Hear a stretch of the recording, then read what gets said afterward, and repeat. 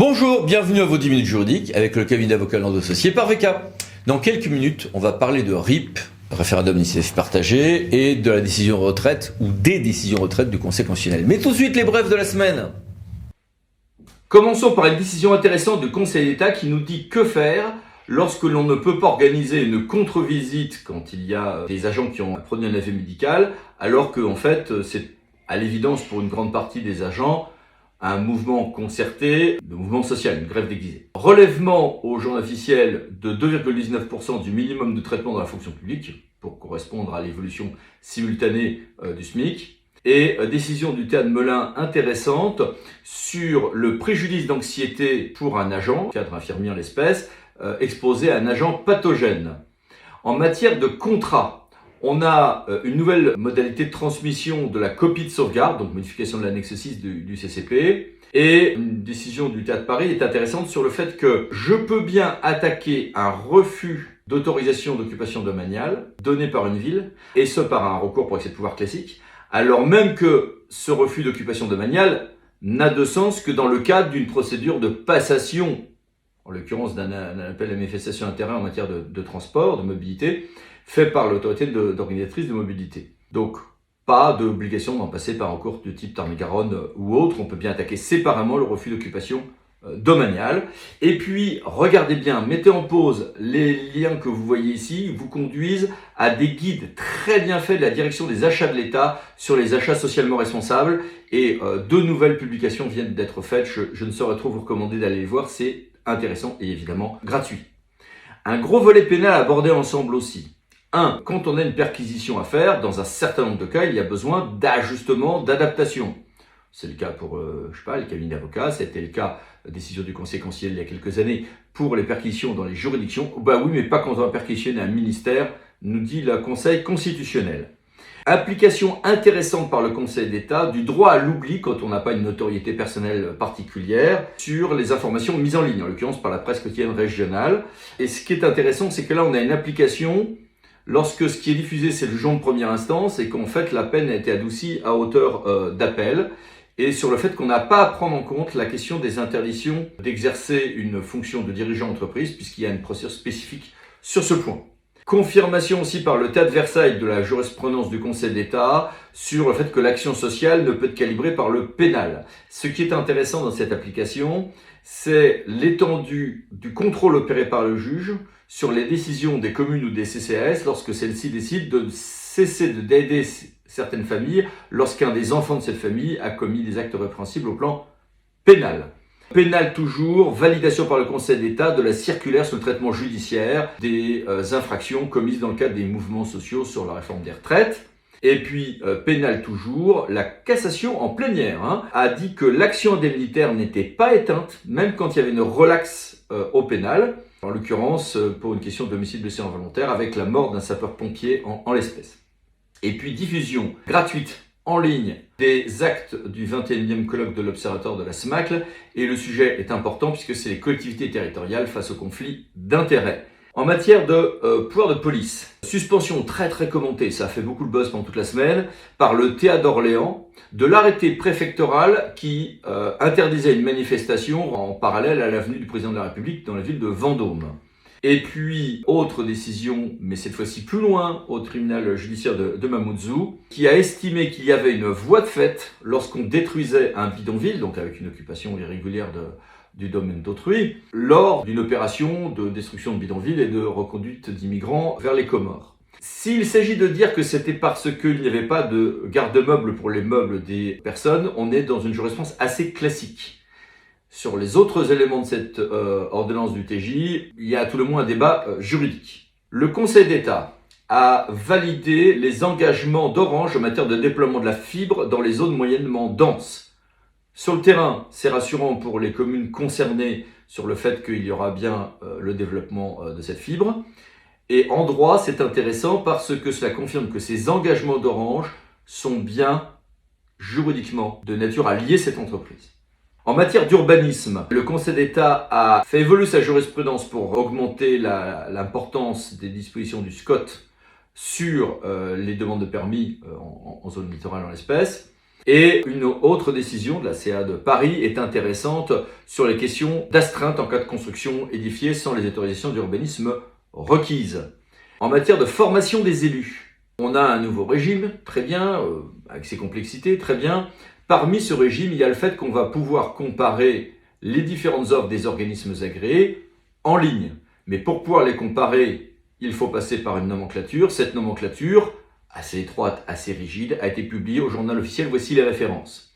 En matière d'environnement, un projet de décret relance le vif débat sur la continuité écologique des cours d'eau, donc à la suite d'une décision du Conseil d'État, puisque le Conseil d'État a supprimé la possibilité de supprimer certains de ces obstacles par simple déclaration, il faut qu'il y ait une autorisation. Le nouveau décret tient compte de ceci, mais d'une manière qui est elle-même très contestée. Bon, ok.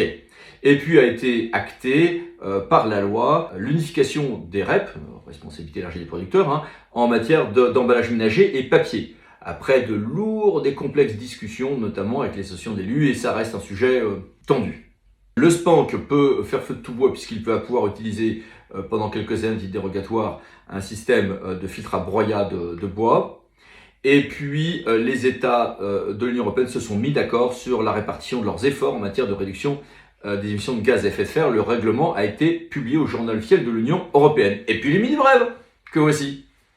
Et que voilà. Passons à notre grand dossier, RIP, après et avant les décisions retraite du Conseil constitutionnel. Alors, de quoi parlons-nous ? À l'article 11 de la Constitution, existe désormais la possibilité de faire un référendum d'initiative partagée. Il faut pour cela une initiative d'un cinquième des membres du Parlement, un soutien exprimé par 1/10 des électeurs de la nation sur une période de 9 mois, pour une proposition de loi qui ne peut pas avoir pour objet l'abrogation d'une disposition législative promulguée depuis moins d'1 an, bien, et qui ne peut porter sur le même sujet qu'un référendum refusé par les Français ces 2 dernières années. Ce référendum devra porter sur un projet, une proposition de loi, dans les mêmes conditions que quand on a une utilisation de l'article 11 à l'initiative du président de la République. Donc, ça va porter sur l'organisation des pouvoirs publics, ou des réformes relatives à la politique économique, sociale ou environnementale de la nation au service public qui concourt, très bien, ou une ratification d'un traité qui, sans être contraire à la Constitution, aura des incidences sur le fonctionnement des institutions. Bien. Si ces conditions sont réunies, proposition est adressée en ce sens au Parlement qui doit en faire l'examen. À défaut d'examen, le président de la République, au-delà d'un délai de 6 mois, devra soumettre la proposition de loi au référendum. On voit que c'est un long parcours semé d'embûches. Dans le cas du RIP qui n'a pas fonctionné, qu'il a fallu enterrer, faute d'expression du peuple, sur le caractère de service public national de l'exploitation des aérodromes de Paris, il est intéressant de signaler que le Conseil constitutionnel a formulé un certain nombre d'observations relatives à cette procédure et suggérant un certain nombre de choses. Autre décision 2022-3 RIP du 25 octobre 2022, où là le Conseil constitutionnel a statué sur le point de savoir ce qu'était une réforme au sens de cet article 11. On peut mettre quoi dans ceci ? Eh bien, s'il s'agit juste, par exemple, d'ajouter une imposition sur les entreprises pour abonder le budget de l'État, eh bien, ce n'est pas en soi, nous dit le Conseil constitutionnel en 2022, une réforme relative à la politique économique de la nation. C'est pas une politique que juste augmenter un impôt. Eh bien, sur les retraites, on a eu à peu près la même chose que proposaient les parlementaires comme projet de RIP, proposition de RIP, qui allait ensuite être soumise au peuple pour être engagée, qu'on allait juste maintenir à 62 ans la retraite. Maintenir l'existence, c'est pas une réforme. Donc le Conseil constitutionnel, dans une décision très commentée, a estimé qu'à la date d'enregistrement de la saisine, c'était ça qui comptait selon lui, la proposition de loi visant à affirmer que l'âge légal de départ à la retraite ne peut être fixé au-delà de 62 ans n'est pas une modification du droit. Et si c'est pas une modification du droit, c'est pas une réforme. Si c'est pas une réforme, on n'est pas dans les clous de l'article 11, nous dit le Conseil constitutionnel. D'autres propositions de RIP sont envisagées, une venant du Sénat, là c'est en cours, une envisagée par le groupe Lyot à l'Assemblée. Bon, à suivre. Mais avant tout ceci, discutons de ce sujet passionnant avec 2 grands spécialistes du sujet. Madame le professeur et cher Didier, bonjour. Bonjour. Commençons par vous, madame la professeure. Qu'est-ce que donc une réforme à la suite de ces différentes décisions, et notamment de celle sur les retraites du 14 avril? D'après l'article 11 de la Constitution, on a un champ d'application qui a été fixé pour le référendum. Dans ce champ d'application, on trouve les réformes relatives à la politique économique, sociale et environnementale de la nation et aux services publics qui y concourent. Dans le cadre de sa décision RIP 4, le Conseil constitutionnel s'est concentré sur le terme réforme à l'occasion en fait, de l'examen de la proposition de loi visant à fixer un âge légal pour la retraite de 62 ans. Donc, il voulait fixer, cette proposition voulait fixer un plafond. Et le Conseil constitutionnel donc, a rendu une décision constatant que cette proposition n'était pas en soi une réforme au regard de la Constitution.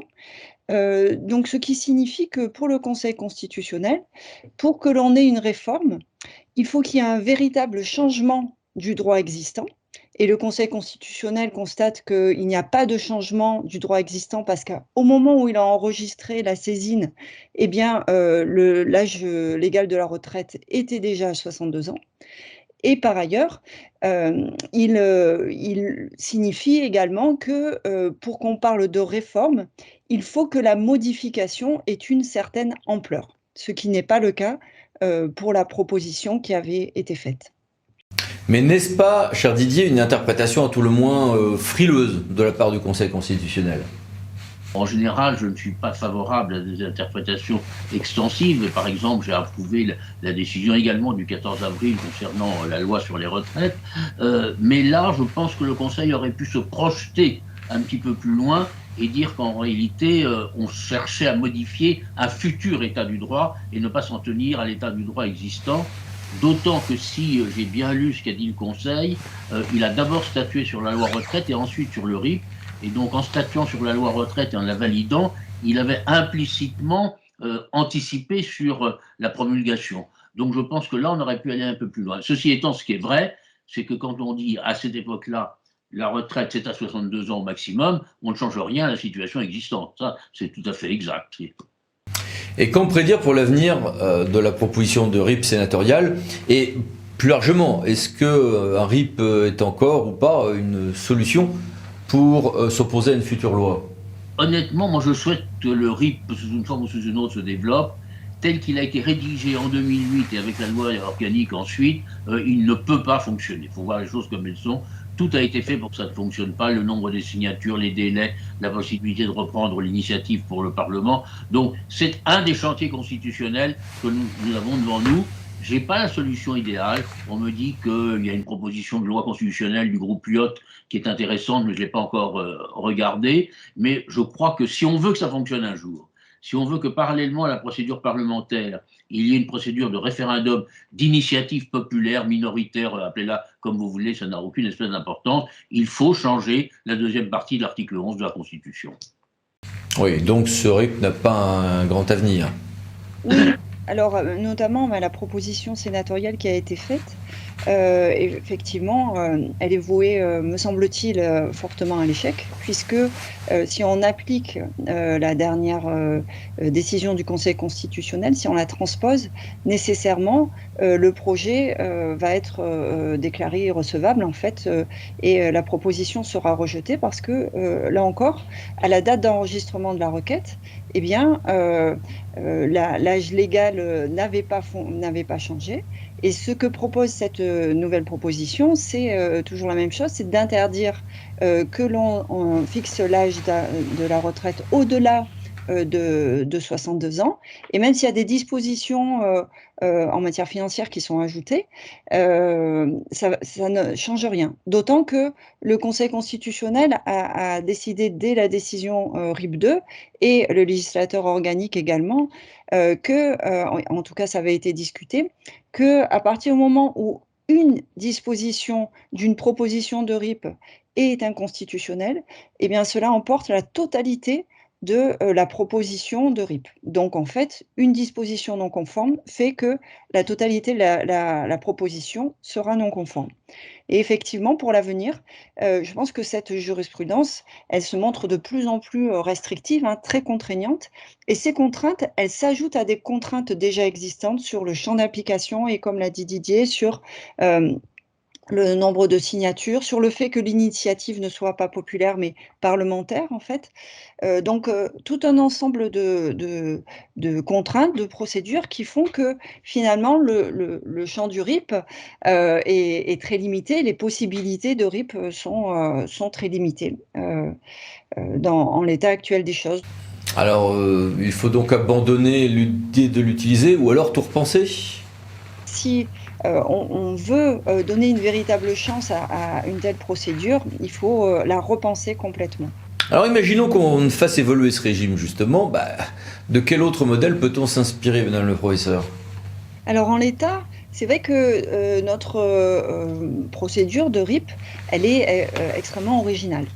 Justement par rapport au fait qu'il y ait une initiative en quelque sorte parlementaire et un soutien populaire très élevé par la suite. Le fait aussi qu'il y ait un champ d'application finalement assez limité. Ce sont des éléments que l'on ne retrouve pas forcément ailleurs. Et donc ça déjà, ça en fait une certaine originalité. À l'étranger, on a des exemples extrêmement différents. En fait, il faut savoir qu'il y a une très grande diversité de procédures d'initiatives populaires qui sont prévues dans le monde. On a des procédures extrêmement larges et souples, comme en Suisse, le fameux référendum d'initiative populaire au niveau constitutionnel dont on entend parler fréquemment et qui fonctionne assez bien. Et donc, on peut effectuer une modification de la Constitution assez facilement, même si, au final, seulement 5% des propositions aboutissent. Donc, c'est loin, ce n'est pas du tout un raz-de-marée en matière de propositions populaires. Et à côté de ça, on a beaucoup de procédures qui sont des initiatives de propositions parlementaires, en fait, de propositions, pardon, qui s'adressent au Parlement. C'est ce qu'on appelle les initiatives d'agenda. Donc peut-être qu'on pourrait trouver un compromis entre les deux, c'est-à-dire des propositions qui s'adressent d'abord au Parlement, et si éventuellement les parlements les modifient ou les rejettent, peut-être que l'on peut envisager un référendum après. Mais peut-être que cette possibilité de soumettre déjà dans un premier temps une proposition, mais véritablement d'initiative populaire au Parlement, pour provoquer un débat en fait sur une thématique, sur une thématique d'actualité, eh bien déjà, ça serait une étape très intéressante. Et vous, Didier, quelles sont vos réflexions à ce sujet? C'est vrai qu'en Italie ou en Suisse, il y a beaucoup de référendums. En Italie, il y a ce qu'on appelle le référendum abrogatif. Bon, il faudrait aussi compléter ou j'allais rajouter toutes les idées qu'il y a en matière de pétition là-dessus. Ça va avec, c'est l'idée que les électeurs doivent pouvoir déclencher une procédure de décision autre que celle fixée par le pouvoir exécutif ou le Parlement en lui-même. Et ça me paraît une idée tout à fait importante. On l'avait développé dans le comité Vedel il y a déjà 30 ans, hein, ça commence à faire loin, mais c'est l'idée qu'il faut qu'il y ait des procédures concurrentes, une parlementaire et une non parlementaire, pour obliger à ce qu'on débatte d'un sujet et le cas échéant, on en décide. Bon, et là, honnêtement, on n'en est pas du tout là, mais ça me paraîtrait une soupape importante en matière de fonctionnement de la démocratie. Et si je peux aller même un tout petit peu plus loin, vous vous souvenez que Jacques Chirac avait créé une commission spéciale sur le problème de la responsabilité pénale du président de la République. Et moi, je souhaite que le président Macron, un de ces jours, quand il aura ouvert le dossier constitutionnel, crée une commission spécialement sur le référendum d'initiative populaire, minoritaire, etc., et qu'on ne le mélange pas avec les autres questions, parce que je crois que dans la crise que nous connaissons, ça mérite d'être isolé. Merci beaucoup, au revoir. Merci beaucoup. Merci, à bientôt. À bientôt. Et merci à vous. À bientôt pour une nouvelle vidéo, les 10 minutes juridiques, parlons de associés pour VK. Pensez à vous abonner. Merci, au revoir.